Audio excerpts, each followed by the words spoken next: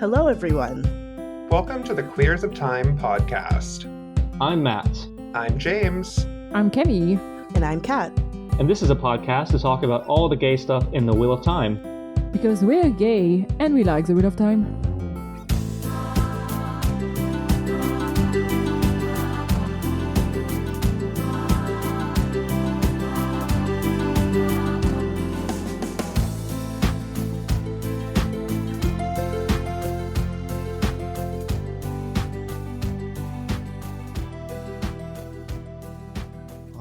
Thank you for listening. No, again, I'm doing the outro. Once again, you did the same thing last time. I did the outro again. Wow, it's just been I don't know how to start episodes. Thank you so much to our feral venerators of Swarrain, Lurks, Morshadi, Charlie, and John. We appreciate your support very, very much. Thank you so much. Thank you. And in this episode, we are reviewing Rings of Power Season 2, Episode 3. I didn't write down the title, otherwise I would... Oh, shoot. That's fine. It's fine. It's episode 3. Yeah. Yeah, Kat and I are going to be talking a little bit about it, reviewing the plot just very briefly, and then talking about our thoughts. So you might want to watch episode 3 before you listen to this. Mm-hmm. So we have like 3 main plots. 2 of them are intertwined kind of a little bit. I have 3 main plots written down. Yeah. The first one is starring our new favorite horse, Berek. Yes. Berek the horse. Berek the icon. Mm-hmm. Berek the icon. Absolutely. Berek, Isildur's horse, does not want to go back to Numenor, so instead he can't be convinced to get on the ship, so Elendil lets him go free. He goes and rescues Isildur, somehow, facing a bunch of spiders. Sure. And then Isildur meets up with a woman on the road named Estrid, who is a mysterious woman on the road. They go and try and help a guy. It turns out to be a trap. Arondir saves them. They go to Pelargir, which is an old Numenorian settlement that has long been abandoned.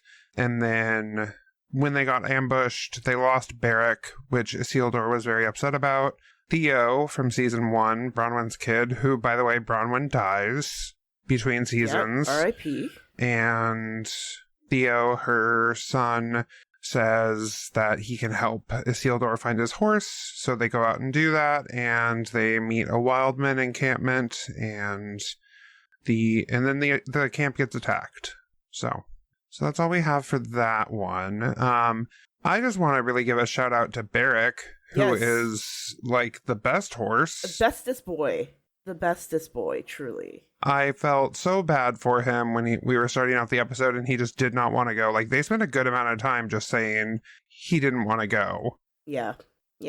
Because I think we're meant to think like he could feel that his human was still somewhere out there, and that's why he which is cool. I like it. And then I saw we both had the same note about how we're going to recreate that iconic moment where I can't remember the horse's name in Lord of the Rings. Brago, yes. Where Brago rescues Aragorn, Berek rescues Isildur. And Berek is a very capable horse, y'all. He is. Berek took on some orcs. Berek took on some spiders. Yeah. Berek had a very eventful day. Berek's very eventful day. Yeah, Berek had a time. Yeah. But I think Berek deserves to be up there with Brago as far as and maybe Shadowfax, just as far as really good horses go. Yeah, I agree.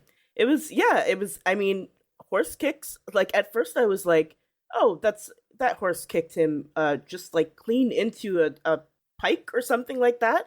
That seems super horse, not superhuman, but super horse. But horse kicks are really powerful. Right. So I believe it. And if a horse is really motivated and scared, like that horse was, it makes sense. Yeah, I don't fuck with horses. I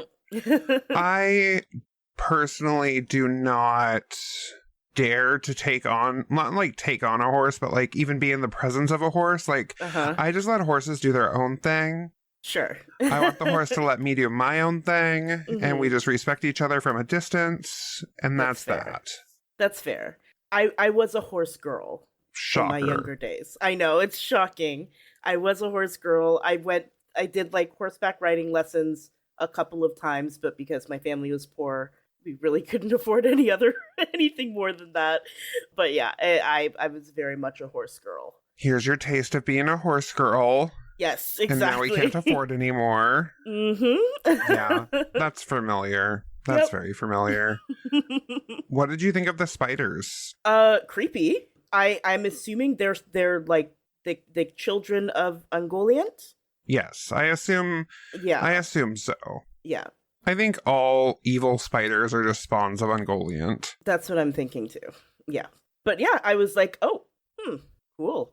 By cool I mean creepy, but you know, I'm not mad at it. And I was having trouble orienting myself with where they were because the orc said no one ever comes out of the Black Forest is what it's called. I think they called it the Black Forest, yeah. Black Forest. And so where are they in Middle Earth right now? What would that forest be? I think they're still somewhere in the Mordor or Mordor adjacent region. Okay, that would make sense. I'm just trying to figure out if it's a forest that we see. I don't think it's a forest that we know of. Okay, it's not a forest we in know. Lord of the Okay. Rings. Okay. Yeah. But yeah, because scary stuff spreads all over the place. You see one of the spiders literally like ripping the orc's face off, and I was like, oh shit, these spiders mean as much business as Berek. Yeah. Like Berek versus Spider. I wonder who would win. Yeah. That would be a good battle. I would not want to see it because I need for Berek to win, and I can't handle any other outcome. Right. But you know. No other outcome is acceptable. Yes, exactly. And then they escape the spider cave. Isildur almost drinks some water, some scary water. Oh my god. With people in it. I was like, listen, that is instant dysentery. Like, please. You will not finish the Oregon Trail. Please. Yes, exactly. I think they were meant to evoke the Dead Marshes, but the Dead Marshes haven't happened yet, so... Okay, that's what I was like. I was trying to get the timelines, even in my, the Forging of the Rings versus the Fall of Numenor. I was like, I'm fairly certain the Fall comes significantly later than the Rings, but trying to get my timelines right was a thing. So yeah, it couldn't be that. It couldn't be the Dead Marshes as we know them. Yeah, the Dead Marshes happened at the War of the Last Alliance, so... Right, okay. And then Isildur encounters some woman who just stabs him in the thigh, which I approve of. Sure. I approve of women defending themselves. Yes. Listen, I will always be a big believer in women's, well, I was going to say in women's wrongs, but sometimes women... She was in the right. She was in the right. We're going to see another woman who is very much in the wrong a little bit later. And in that case, some women are stupid and they should not be allowed rights or wrongs. And yeah. You heard it here. Women shouldn't have rights. That's right. I will say there was a quick note because I was doing the x-ray to try and see what her name was. And the x-ray did not show her name until she says it. Interesting. Which is cool because it just showed the actor's name. It didn't show her name, Estrid, until she actually says, I'm Estrid. However, the captions earlier in that scene say Estrid size. So yes. they're not quite there, but it's a neat feature. They're getting there. Yeah, it's getting there. That's very cool. I didn't even notice that. I need to start checking the x-ray more often. I do it all the time because I did not remember one of the people's names, the person that shouldn't have rights names. Yes. I did not remember her name at all, so I had to look up and Google it. I mean, that's fair. Or not look up and Google it, look up and x-ray it. Yeah, I looked up, I had a feeling that Estrid was a creation for the show specifically, but I was like, I'm just gonna quickly double check in case I'm forgetting something, and she's just for the show, which is fine. I'm not mad about it. It's it's okay. But yeah, she's just a show person. Yes. They do wander into a trap, which I didn't see coming. No. which I should have. Looking back, it's a very obvious trap, but It is. right now I was just like, or watching it, I was just like, oh, okay, yeah, there's some dead dude on the street, or dying dude on the street, and then no, it's just Estrid is like reluctant to help, which turns out to be the right choice. Mm-hmm. And Isildur insists and is like, we should give him some food, and Estrid just hands him a potato. just here, take a whole potato. Have a whole potato. You know, Chomp into that potato. to be fair, a potato is a very good meal. However, A raw potato, though? Arondir saves them. I was very happy to see Arondir. It had been way too long. Yeah, it was good to see him. It's sad. It was sad knowing what happened, but it was good to see him. Yeah. I'm curious to see what his sort of arc is this season. It's unclear as of yet, but Well, we gotta mention that he's from Beleriand. yes, Which was interesting.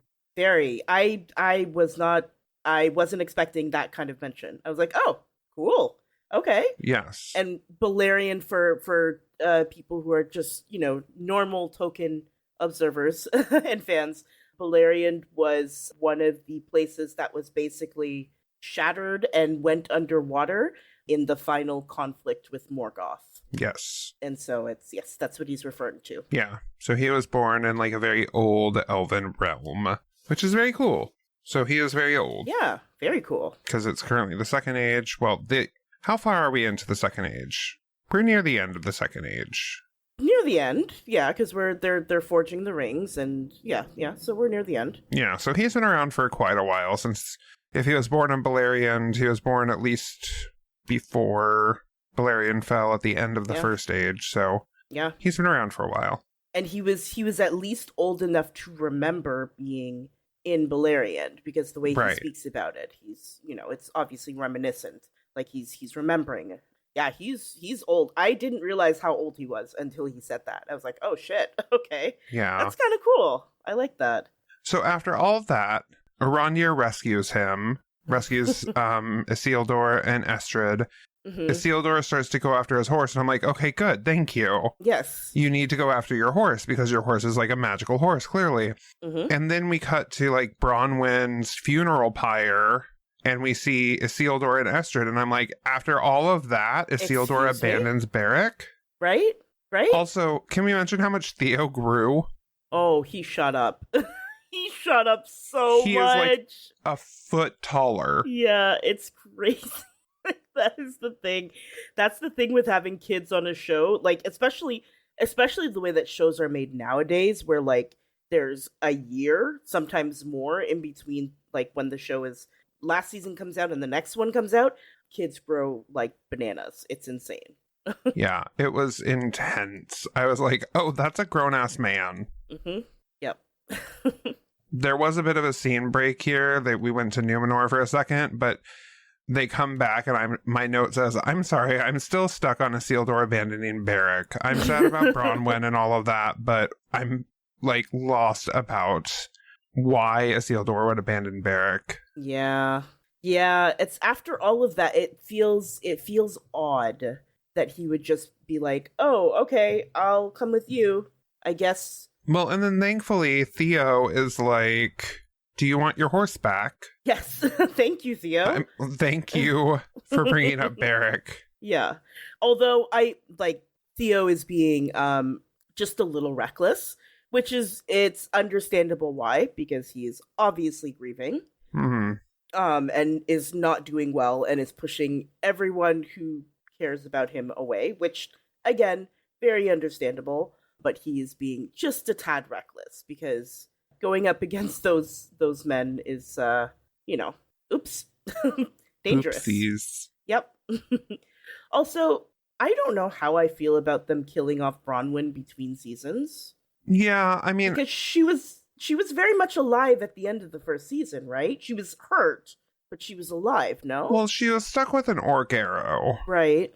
And untreated, that won't go well. No. I mean, it makes sense. I'm not... She could have very well lived. Yes, that's my thing. And I don't know. I just want them to have a little bit more foresight, because obviously, I feel like what happened is they didn't know where to go with her character, once season 1 ended. Just have a little bit more foresight, and then we don't have to kill off. Well, I liked her as a character. I feel like if they had given her something more to do and integrated her more into other plots, it could have, she could have been good. I don't know. That's just me. Yeah. I mean, to me, she wasn't that great of a character. Like, she was nice and all, being a cool town healer and everything, and I would take her over Theo, like, absolutely. But I didn't care for the bromance with Arondir. No. I'm kind of grateful to have one less character to think about, but then we also have Estrid now, and I'm just like, they're fairly interchangeable in my mind. Mm-hmm. Yeah. They aren't doing anything. Yeah. She's, that's the thing. She's not, I'm not sure, I don't know what purpose Estrid is serving right now. Yeah. Aside from a companion for Isildur while he's separated from his family. And maybe that's all she's going to be, but like, there's so much going on. There's so much plot that they're trying to get through. I don't know that they have time to do this. Like, right. Like, even Estrid having the mark of Adar, like, yeah. I don't know what they're going to do with that. That seems meaningful. Mm-hmm. Yeah. And we see her getting burning it off so that it's unrecognizable. And I'm at this point, it's unclear whether she's doing it because she's trying to be deceitful. She's trying to deceive Isildur, which is possible, or it could be that she is trying to escape, and that's right. We don't know. So yeah, I think we're meant to believe she's trying to escape, but yes, who knows? My trust issues are going through the ringer right now, so I'm not trusting anything right now. That's absolutely fair. I did laugh a little bit during Isildur's speech where he said he felt bound to try and do something singular, something special, and I'm like, well, you kind of do that, so good news. You do. So listen, Isildur, we have great news and not so great news for you regarding that. Yeah. I mean, you do a great thing. Yeah. And then you fuck it up a little bit. So yeah. He does a great thing, but my God, at what cost? Yeah. And then Theo and Isildur go into the camp. Isildur rescues Berek. And then the Ents attack. Yes. So cool. Like, it's very clearly the Ents in my mind. Yes. And so to be clear, it's not because we don't actually see the Ents. We just see fighting, and we hear lots of creaking, and we hear branches and twigs and everything like that. We know it's the Ents. It's the Ents. It's absolutely the Ents, which I'm very excited about. Yeah, I'm excited to see what the Ents do in the next episode. I know they're going to be in the next episode, according to the little preview thing. Yep. So I'm excited for that. Yeah. Yeah. Do we have anything else on that section of the story? On that section? No, I don't think so. Oh, I mean, aside from Arondir's fight scene was cool. It was good. Arondir's fight scene was very cool. It was very cool. Good fighting. Good job. It was right up there with Berek the horse fight scenes. That's right. Two very good fight scenes. Aside from that, no, I don't have anything specific. All right. So let's move on to Elendil, Miriel, and Farazan, as well as I have Arian, Iarian. Iarian, whatever her name is. So they make it back to Numenor. They have to kind of answer Elendil or Miriel specifically kind of has to answer the people for what is essentially like a failed war. Mm-hmm. They went to Middle Earth. They failed in what they were doing. Lots of people died. The people are not happy with it. They are clearly disrespecting her quite a bit. Yeah, the king has died. At the king's funeral, some woman slaps Miriel. Miriel gives her a hug. Mm-hmm. Farazan is scheming, and Iarian helps by telling Farazan and his co-conspirators about the Palantir. Valandil kind of steps in a little bit.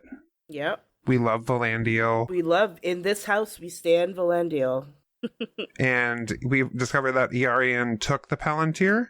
And then we go to Muriel's coronation. Mhm. And Iarian just shows up with the Palantir and says that the queen has been using this to make decisions, and she's not actually our queen. She's using this elf tool.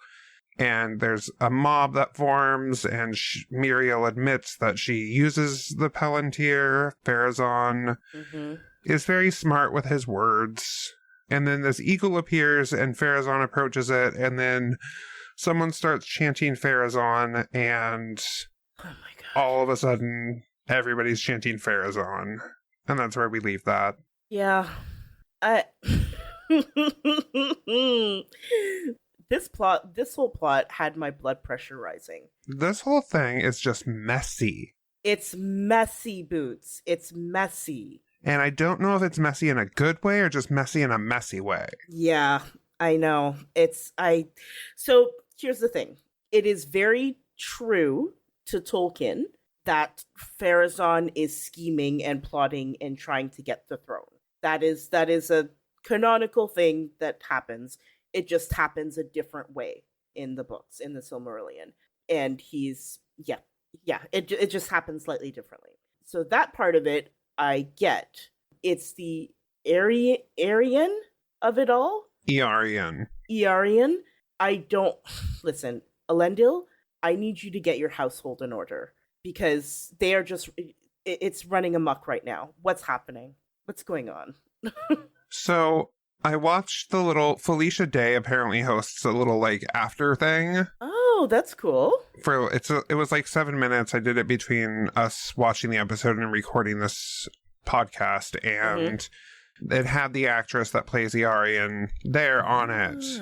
And her thing is that she thinks her father has kind of abandoned Isildur. Okay. And thinks that her father is not mourning enough and is kind of has kind of betrayed the family. And so Iarian is kind of doing what she thinks is right to remember Isildur. And she thinks that Isildur would be proud of this? I don't know. That I don't have answers for God. because it's a mess. Oh my god. It's a mess. I don't understand. So this is... it's a mess on multiple levels. I feel like this is not good. The plot of this is messy. It's not well It's thought not a out. clean plot line. It's not at all. I think they're trying to get to a place where Pharazon is in charge and is the leader, and Muriel has been cast out. I think that's what they're trying to do, which that's fine, but they're doing it in a messy way. And like just having people casually disrespecting the Queen Regent. And it's not just disrespect, it's physical assault. Physical assault. And no one's doing anything to stop it? What? Like, I wrote down here, like, because after this woman who lost her son slaps Muriel is like, don't, like, attack her or anything. She goes and hugs her and asks who she lost, and she says her son. And I just wrote down, okay, no. I appreciate that you hugged her, but that's very queenly. But you know what else would be queenly? Having her killed. Yes. Or at the very least, thrown in jail. Throw her yes, throw her behind bars. Something. I don't know. And I guess going back to Iarian, which I keep wanting to say Irian. That's fair. But Iarian, what does she get from trying to get Muriel, to stop Muriel from ascending to the throne? This is my question. I don't understand the motivation for this. Unless her motivation is to just fuck Muriel, which I guess she's accomplishing it, but... Fuck over Muriel or fuck Muriel? Oh, sorry. Fuck over Muriel. Sorry. I mean, I don't know. Maybe she's trying to fuck Muriel. Maybe that's also her goal. Maybe she's like, no, she's queen. She can't be queen. So she needs to not be queen so that I can try and fuck her. I don't know. But no, I did mean fuck over Muriel. That Okay. is what I meant. Yes. I just wanted to make sure. Yes, that is what I meant. I can't get over... I keep having to look at her name because I keep forgetting it. It's just like, I keep forgetting her goddamn name, and I have to look at my notes every single time. I'm going to highlight it in green, so it's just easier to find. What does Iarian, like, how dare she have the audacity to just, like, seal the Palantir? does she use it first? Like, does she know what it is? Right? I'm very confused about all of this. I don't understand. It would not surprise me if she has used it, because that would make the way that she's behaving now would make a little bit more sense if she has used it. Yes. If she sees that, like, Numenor falling. Yeah. And she believes that Muriel has used it, that makes sense. Yeah. Also, is this Palantir, like, broken? Is it just stuck on one recording? It seems so. Because everyone's seeing the same thing, right? Right. That's what I've gathered, is everyone sees the fall of Numenor. Yes, it's stuck on the same channel. Unfortunate. Yeah, it's possible too that she's drawing conclusions from what she's seen and assuming that Muriel is the cause for it. It does make sense. Yeah. And so that would, if that's the case, that would make a lot of sense. Or a lot more sense, I should say. It's ironic that she's blaming Muriel for this and scheming with Farazan when he's the one that ultimately ends up fucking everything over for Numenor. Well, he words something very, very smartly during the coronation scene. He says Numenor's true ruler wouldn't use such an elvish tool. Mm-hmm. And then Muriel dumbly... Oh my god. I was like, please, girl, keep it together. She straight up says, oh no, it's mine. I use it. We need the Palantir. I need you not to be... Listen, I love you. I appreciate you. I want to support you. But I need you to be a little bit more strategic with this. Because you don't always have to tell the truth. In fact, sometimes it's better if you don't. It's sometimes shutting the fuck up is the perfect thing to do. Right? Like, I need you to be a better politician. Yes, exactly. Ugh. Yeah, and I don't know. And then this eagle shows up. I don't get it. Don't get me wrong. Happy to see the eagle. I'm always delighted when there are eagles in my Tolkien stuff. I just don't understand how or why or where from. Those are my questions. Yes. I don't know anything about the eagles in Tolkien's Middle-earth, aside from, like, Gwahir. Mm-hmm. And I know that they're Manway's eagles. Manway is, like, how to describe Manway? So you have Ero Iluvatar, who is Big God, like God with a capital G. Yes. And then you have the lowercase gods, who are the Valar. He is the king of the Valar. Yes. So you can kind of think of it as like, well, I guess maybe not. I was gonna say it's like kind of like the pantheon. It's like Zeus's big daddy god, and then you have the lowercase g gods, like his sons and daughters and siblings and weird incestuous stuff. Except not that with Tolkien. It's not weird and incestuous. I mean, it's much better. Yeah, I was just reading up. Apparently, the eagles watch the peak of a mountain, and 3 eagles would appear when someone climbed the summit during the festivals of some festivals or something, but they don't really do much in the Second Age. Okay. Towards the end of Numenor, the Valar sent storm clouds in the shape of great eagles in an attempt to warn the Numenorians of folly and their impending punishment. Interesting. I wonder if this is what it's sort of, if this is like the show's version of doing that. Yeah. Because it, like, the fact that it comes like and Farazan is the one that it sort of interacts with, I was like, oh, and like, of course the people are like, yay, Farazan, and I was like, this is bad. This is bad. Right. Yeah. But yeah, we have this eagle. This eagle shows up. I don't know what it's doing.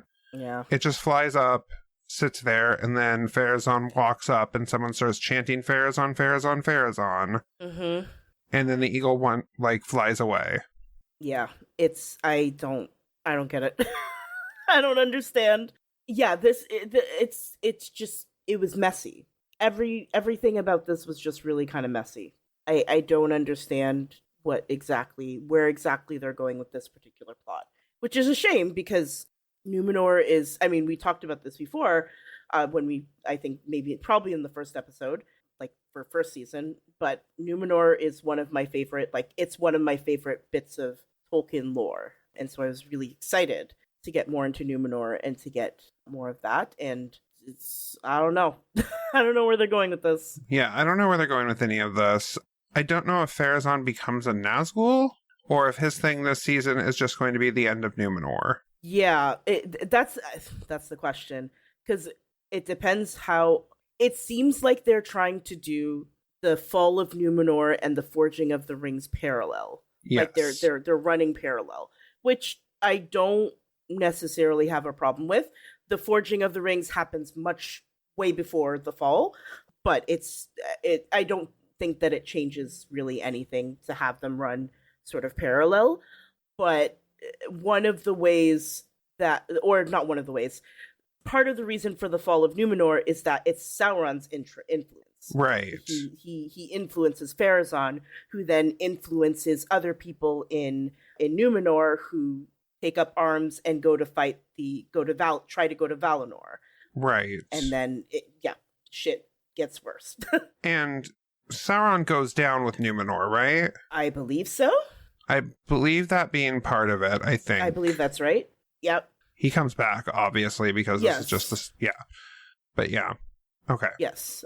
And so I'm interested to see, because Sauron is very much embedded in the forging of the rings, as he should be, which makes complete sense.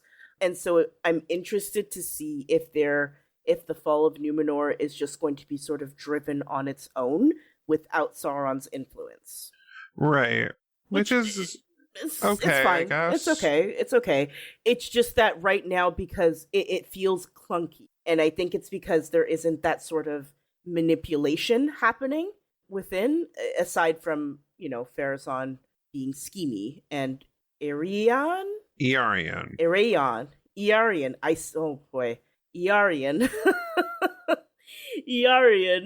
trying to get justice for Isildur. Yeah, I don't know. I don't know what they're doing here. Okay. Yeah, I have no idea. I have no clue. Yeah. This one, so much more about Numenor than I do. Mm-hmm. So I'm just, if it doesn't bother you, it doesn't bother me. Yeah, I think it would make more sense with Sauron being present there. I understand why they can't, or no. I mean, in this case, I understand why it's not happening, because he's in Eregion and he's very involved with another big thing, the rings. So he can't really be in Numenor. Yeah, he can't be in two places at once, unfortunately. No, unfortunately not. But we'll see. We'll see. We'll see what happens with Numenor. Yeah. Yeah, I'm curious as to what this season has in store for Numenor. But and then we have the third plot line. We have Celebrimbor with Annatar and the dwarves. Mm-hmm. These two kind of get a little intertwined because we also go to Khazad-dûm for a little bit. Right. Very briefly. But Celebrimbor and Annatar are talking to Durin and Disa about the rings and what they have to offer. Durin is not about it. Durin doesn't trust it, doesn't trust Annatar, doesn't trust that Annatar has ever seen Elrond, which Annatar says he has. They go to Khazad-dûm. Prince Durin swallows his pride and apologizes to his father, which is great. And then in the final scene, we see that they all come back, including King Durin, to Eregion, and they forge the 7 rings of the dwarves. Well, we don't see the 7 rings, but we see the mithril being used because the mithril is necessary for that. Right. Oh, when we were in Khazad-dûm, we see that the grain levels are running low. They need to open up the royal stock, or whatever. What do they call it? The store. I think the storage, the grain stores. I think stores. Yes, that sounds right. So things are not going well for the dwarves. Yep, it's bad. They're in a very desperate situation, which is exactly how Sauron likes things. So there you have it. Yeah.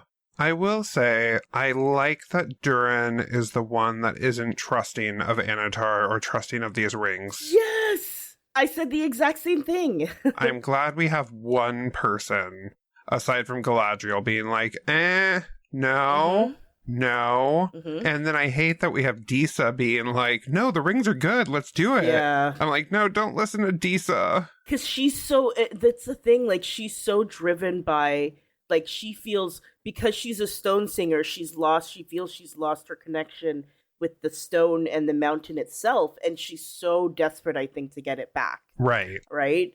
And she's willing to try anything. And she's also, like, she wants to see her husband and her father-in-law reunited, too. It's, like, I think there's a lot of desperation happening in Khazad-dûm, unfortunately. Yeah. Once again, it's just how Sauron likes things. I think I actually put in my notes, like, it's so like Sauron, because the situation they're in is of Sauron's making.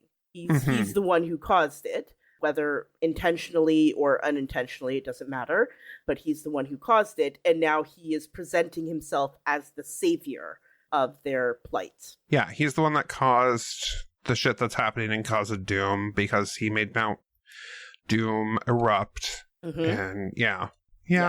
He's very smart. He's very crafty. That's why he is a force to be reckoned with. Mm-hmm. I also liked how many lies he just spread throughout the entire episode. God. Like, it is impossible to keep track of them. He was popping off. It is just saying whatever the fuck he wants. Yeah. And, like, poor Celebrimbor, he is in so deep. He is in so deep with this, and he has no idea. He is so blinded by his pride at this point, at being able to create something. And he is, like, there's, like, this growing resentment, too, for Gil-galad and the elves in Lindon, because Sauron is feeding that as well. Like, Sauron is intentionally feeding that sort of resentment, and Celebrimbor he is in the palm of Sauron's hand. It's unfortunate. Yeah, it got to me when he was like, you would lie to your high king. Yeah. And Celebrimbor is just like, yeah, kinda. Yeah. Because of his pride. It's rough. Yeah, it's rough. And I mean that as, like, the biggest compliment. It's good.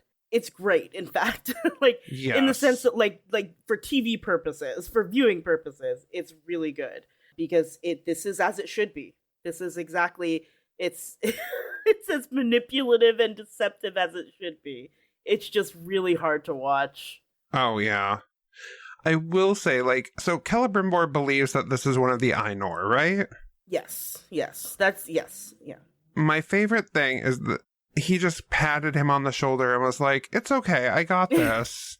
Because Annatar was trying to say, like, we need to move quickly, because Annatar, Sauron is, like, clearly, like, we need to move quickly before my guise is, like, no longer effective. Annatar is on a clock right now, and you can see sort of the calculations in his eyes as he said, like, we need to move quickly. And I was like, oh, yeah, my dude, you are on a fucking clock here, because it's only a matter of time where, like, and obviously they're not aware of this, but Galadriel and Elrond are on their way. Right. Ooh. Well, he has to suspect that they're probably coming. I imagine so. Yeah, so he knows something's going to go down, and I can't wait for that clash coming up this season. Good. Oh, it's going to be good. I will say, I was so fucking happy to see Annatar handle the actual Mithril. Yes. It was important. It's so important. I think we were talking about that last episode too, that, or maybe the first one, that the significant difference is with the three elves, he does not handle he has nothing to do with hands-on. Yeah, he does not touch it. He does not touch it. But in this case, there's a very, very clear shot of him holding out his hand and Celebrimbor putting the mithril in his hand and him, like, yes. It's, yeah. They need to do that with the human rings as well, the rings for men. Yep. Also, I'm just hoping that maybe there's one female Nazgul. I would love that. Representation matters. Like, women can make bad decisions too. Absolutely they can. I'm all for women making bad decisions within me. But, yes, I would love that. It would be nice to have some representation. Finally. We also have a very, very short scene with Adar. Oh, did you have anything else for Sauron? Because it was a fair bit, but not much happened. No. I think my notes were kind of the same. I have a note that says, I hate men. I think that's just a general note. Just in general. Where was that in your... I think that was a Numenor thing. It was after Numenor. Yeah, it was it was after the Numenorans fucked over Muriel, and I was like, oh my god, men. I hate men. Anyway. Yeah, my note about that said, this Gilderoy Lockhart looking motherfucker just starts chanting Pharazon. Not Gilderoy Lockhart. Oh my god. Yeah, exactly. Yeah, no. But yeah, going back to Adar, we have this second in command called Glug, which great orc name. Great name. Fantastic orc name. I love it. 10 out of 10. Glug is talking with Adar about how he thinks they should be at peace now, and Adar's like, we can't have peace until Sauron is destroyed. And then Damrod, the hill troll, comes down and like crashes the party and just says, where is Sauron? Mm-hmm. And that's all that happens. Yeah. There's also an orc baby. Yes, I was gonna say, we have like a legit orc family, which, okay, yeah. I'm not mad about it. That's fine. They're definitely trying to humanize the orcs a little bit. 100%. Like, Glug is basically a human. Yes, because he's like, listen, he is very articulate. He is so articulate. He is so well-spoken. He went to school. Harvard grad Glug. Like... He knows what's going on. He is like, I am apprised of the situation. Yes. I am aware of all of the follies of men. We should be able to be at peace. And I'm just like, Glug? I mean... honestly, work. Good for you, Glug. He reads the Middle-earth Times. He is all up on the current events. Like, yes. Yeah, I love that for Glug. Maybe Glug has his own little Palantir. That would be good. I would like that. I don't know. That's how he's keeping apprised of all of the situation. Yes. Yeah. But yeah, I think that's about all. I like Damrod. I thought we would get more of him. Yeah. This episode, but he just kind of like shows up, so I'm curious as to what happens next time we see him. Yeah, it'll be interesting to see. One thing, and this does have to do with Adar, I'm fascinated by this orc society that Adar has cultivated here. It's very interesting. Yeah. And he sort of set himself up as, and I mean, I think the orcs have set him up as their lord/father, because I think it's Lord Father is what he's referred to as. And he calls Glug his son, which is interesting. Yeah, I'm wondering if it's not actual son. I'm assuming not. I think it's son in a like royal way. Although that would explain some of the humanoid aspects. Maybe he is a son. I just assumed. Because if Adar is 1,000 years old, he's maybe taken a lover or two among the orcs. I mean, that would make sense. Maybe he is the son. Maybe Glug is Adar's son. Either way. I'm not mad at it. No, not at all. No, I'm curious as to what Adar's end is. Like his end goal. It's clearly a society for orcs, but like just in Mordor? Right. Like, what is going to happen? Because they're detested by everybody else. That's the thing. Like, is it that he wants them to be, like, insular and just sort of be about themselves? Is he trying to, like, take over other places? It's unclear. And it's fine that it's unclear. I'm not mad that it's unclear right now, because I think it just adds to sort of the plot and the overall story beats for this season. But, I'm interested to see where this goes. Yeah, no, me too. Overall, I thought it was an okay episode. It's okay. Not a lot happened. No. It felt like not exactly filler.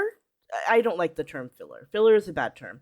It felt like a traveling episode, if that makes sense. Like we're on the road to a plot. We're on the road to a big plot point, and we're not quite there yet. To me, it felt very much establishment. Like it was established because we've seen a fair bit of Celebrimbor, Annatar. Oh, we've seen that stuff, but we haven't seen a lot of Isildur or Elendil and the Numenorians.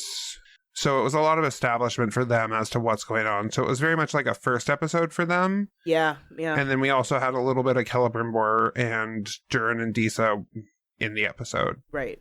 Yeah. Yeah, I agree. And Arondir, too. And Arondir, yes. Catching up with what was happening with him, too.